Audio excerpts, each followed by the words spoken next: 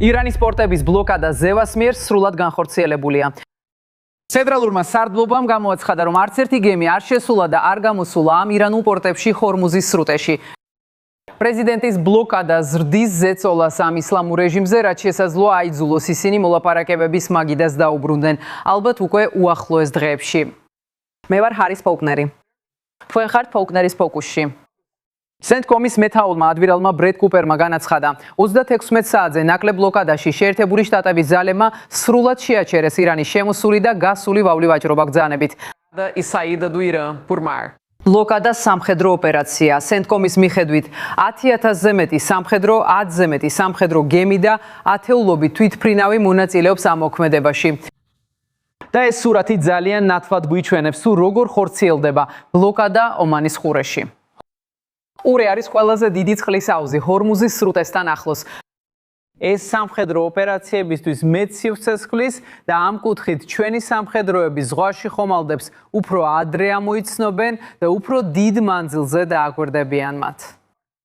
ეს მეტ დროს აძლევს იმის დასადგენად, შეუძლიათ თუ არა ხომალდებს გავლა, თუ უნდა დაბრუნდნენ და ეს უკვე ხდება.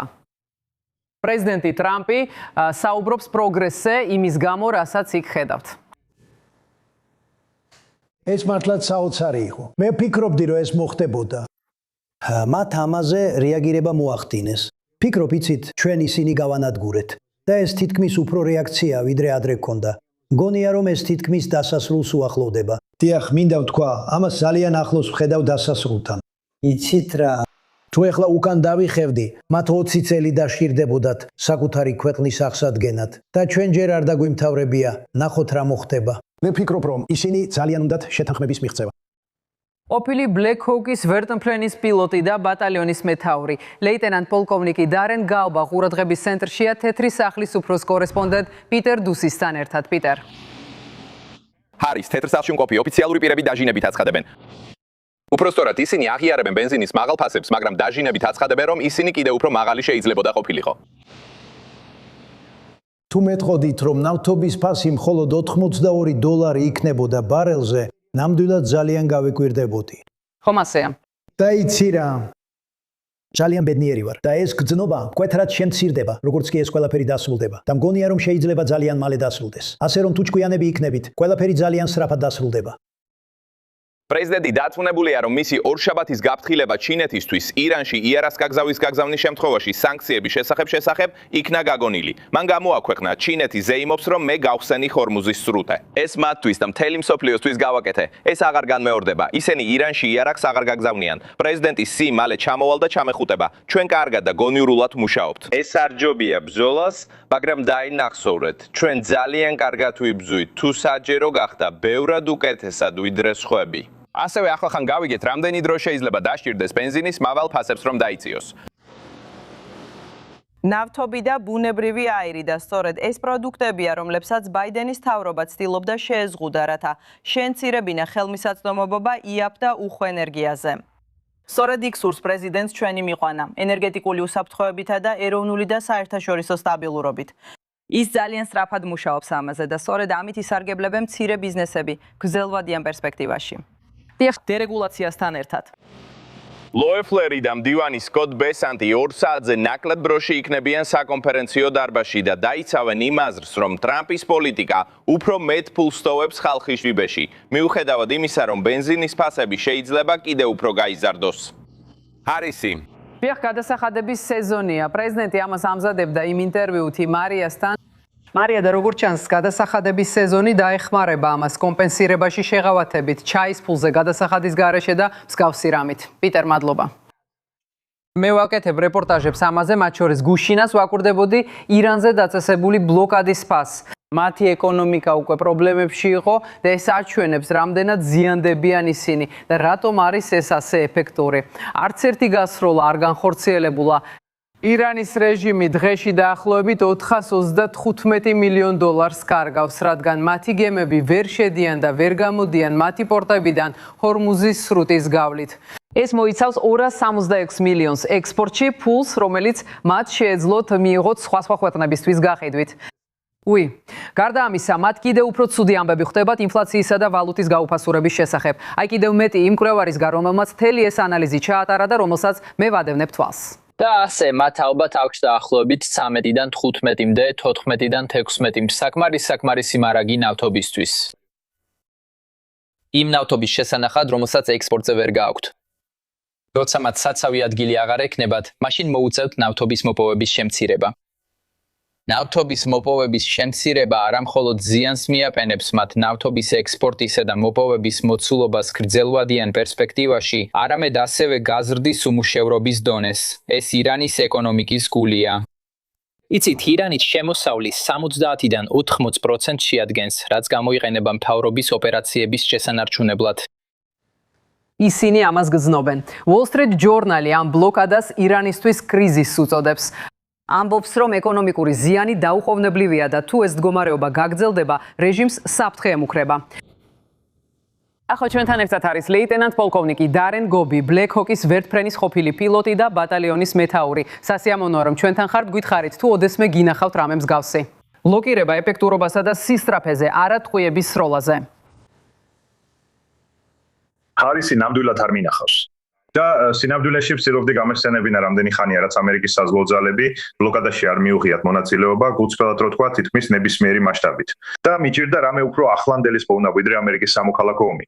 და მანამდე ეს იყო დაახლოებით 1812 წლის ომის დროს. კარგი, ამას შეიძლება დაუმატოთ ბრძოლა ბარბაროს მეკობრეებთან ხმელთაშუა ზღვაში. ასე რომ, ეს ყოველთვის იყო საზღვაო ტაქტიკის სახელმძღვანელოში, იმ შესაძლებლობებს შორის, რაც მათ შეუძლიათ.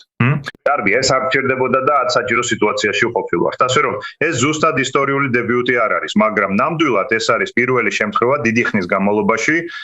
პრეზიდენტით ვნახე, პაკისტანის სამხედრო ლიდერი ჩავიდა ირანში და შუამავლები ახლა ცდილობენ ახალი სამშვიდობო მოლაპარაკებების ორგანიზებას აშშ-ს ელმასრისა და ირანს შორის. თუ ეს გამოვა შეიძლება მალე მოხდეს.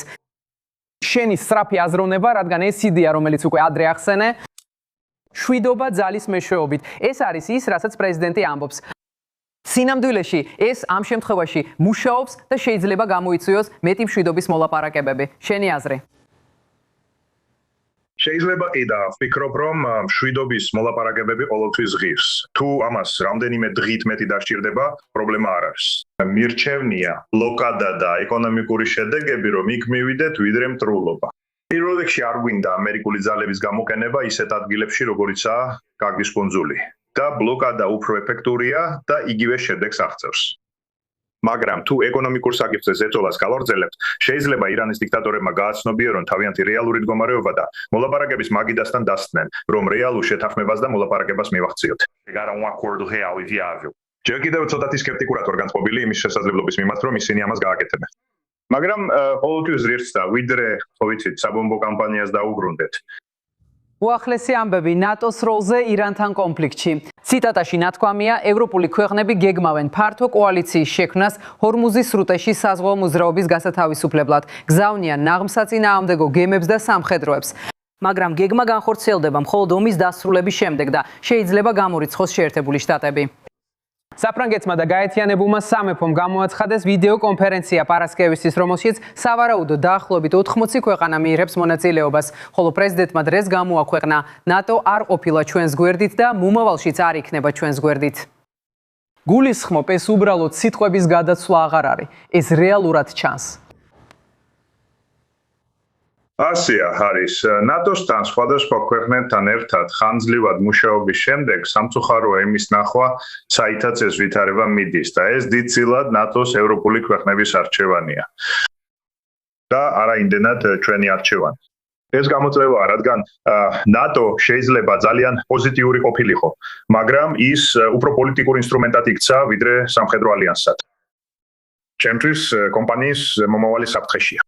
თუ მართლა სურდათ გამოსავლის ნაწილი ყოფილიყვნენ, დიდი ხნის წინვე ჩაერთვებოდნენ. დიახ, იმის ნაცვლად რომ დაელოდონ, სანამ ჩვენ ძიმე სამუშაოს შევასრულებთ. მინდოდა სწრაფად ერთი კითხვა დამესვა, რადგან ვიცი რომ თქვენ იბრძოდით და უდავოდ შეიძლება ბრძოლის ველზეც ყოფილიყავით ან ბრიტანულ ძალებთან ერთად. რა ხდება? ისინი ვერ ხედავენ, რომ ეს განსაკუთრებული ურთიერთობა გაერთიანებულ სამეფოს ზიკაფსა და ევას შორის არის რაღაც, რის გარეშეც ვერ გადარჩებიან. მგონია რომ ეს არის განსხვავება პოლიტიკოსებსა და სამხედროებს შორის საბოლოო ჯამში და მე კონკრეტულად გულისხმობ შეიარაღებული ძალების უფრო დაბალ დონეებს. ბრიტანეთის SAS და სხვა ძალები მსოფლიოს საუკეთესოებს შორის არის. ჩვენ ძალიან კარგი ურთიერთობა გვაქვს მათთან, მაგრამ მგონია რომ როგორც ხშირად ხდება, პოლიტიკოსები ხელს უშლიან და ურთიერთობა მათ გარშემო ტრიალებს, ნაცვლად იმისა რომ ჩვენ გარშემო იყოს. ჩვენ წარსულში სიამაყით ვემსახურეთ და ისევ გავაკეთებით ამას თუ დაგვიძახებდნენ. იმედი მაქვს აზრს შეიცვლიან და მიხვდებიან რომ ურთიერთობა უნდა გაგრძელდეს. და ეს მართლა შეიძლება დადებითი იყოს უახლოეს მომავალში. თუ ისინი მოისურვებენ. კარგია. პოლკოვნიკო გალბი, დიდი მადლობა ფოკუსში ყოფნისთვის.